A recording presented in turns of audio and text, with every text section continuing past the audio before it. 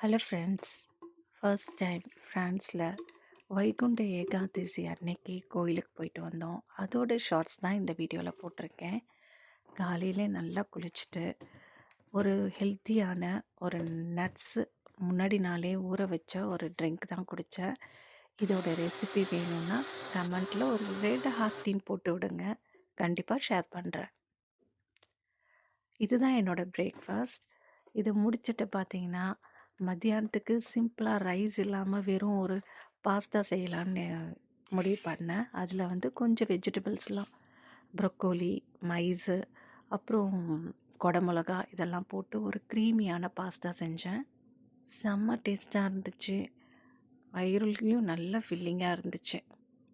மத்தியானம் நல்லா சாப்பிட்டுட்டு எனக்கு கிறிஸ்மஸ் அன்னைக்கு வந்த ஒன் ஆஃப் தி கிஃப்ட்டு வந்து இந்த நெயில் பாலிஷ். சின்ன வயசுலேருந்து யாராவது நமக்கு நெயில் பாலிஷ் விட்டு விட்டால் ரொம்ப பிடிக்கும் எனக்கு. இது என்னோட நெயில்ஸ் இல்லைங்க, என் பொண்ணோட நெயில்ஸ். எவ்வளோ அழகாக நீட்டாக இருக்குது பாருங்களேன். எனக்கும் அப்படி இருக்கணும்னு ஆசை. பட் என் விரல் பாருங்கள் நல்லா குட்டை குட்டையாக இருக்குது. அதனாலே மோஸ்ட்டாக நான் நெயில் பாலிஷே விட மாட்டேன்.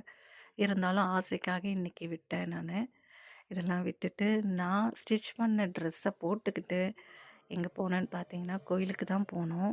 ரொம்ப நாள் ஆசை வைகுண்ட ஏகாதசிக்கு கோயிலுக்கு போகணுன்னு. அதே மாதிரி போச்சு. அந்த இடத்துல அவ்வளோ டிவைனாக இருந்துச்சு. அவ்வளோ நல்லா அழகாக அலங்காரம் பண்ணியிருந்தாங்க கடவுள். ஸோ ஹாப்பியாக போயிட்டு அன்றைக்கி ரொம்ப நிம்மதியாக வந்தோம். Thank you guys.